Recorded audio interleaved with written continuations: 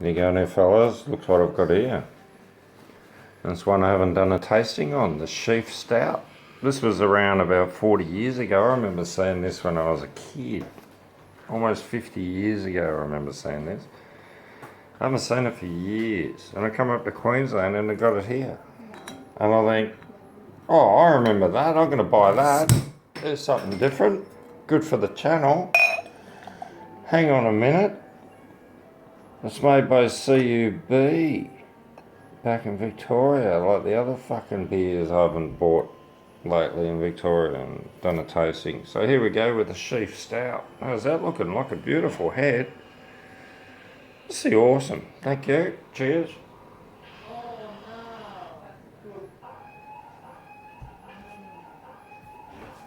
I'll tell you what I've been reading today.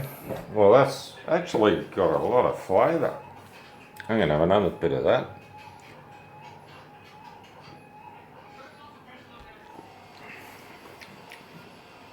The first taste as you're drinking it, there's not too much flavour, but once you get the oxygen on your tongue, you can taste that stout flavour that's only known for Sheaf Stout. It's different again to anything I've had ever, anywhere else. Not too bad. So you see that one around, fellas, you want to get onto that and have a couple of goes on that. And this is what I was reading today. How's that one? You see that? The Lost Diggers. What a great book. That's pretty amazing, this book. It's all about all the diggers from the First World. There was a famous, well, he's famous now, a photographer in near Amiens where they were fighting. And he took all these photos of the diggers. I mean, he took, photos of Indians and Chinese and Nepalese and British and other fighters, but most of them were Australians.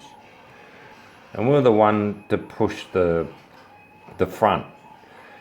Like it was a stalemate for a while, and then the Aussies went in and they pushed the Germans right back. And it's pretty gutsy book. If you can read this book and some of the stories and not get a tear, you're a fucking tough cunt.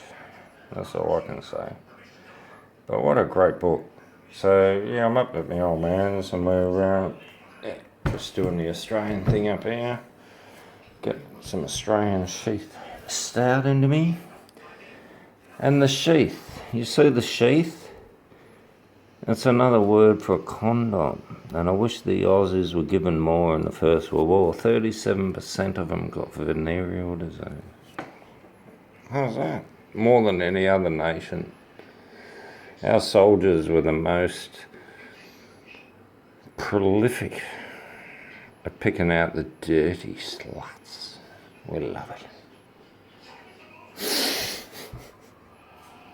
It's not what I was going to say, but anyway, that'll do. Alright, well, here's a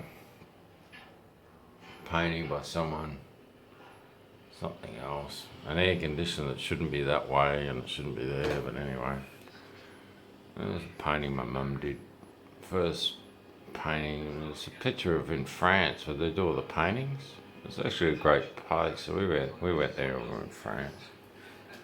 Anyway, she did this one. I reckon this one's a beauty. That's like a abstract thing, but I love that. I thought she'd bought a print. My mum painted that. She had a bit of talent. Oh, have a look at this one. The Africans.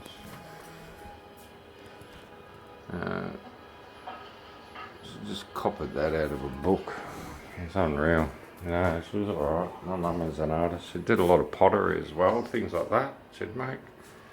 See that down there? There's bits and pieces all over the place. Anyway, we're talking about the Sheaf Stout and the lack of sheaths in the First World War.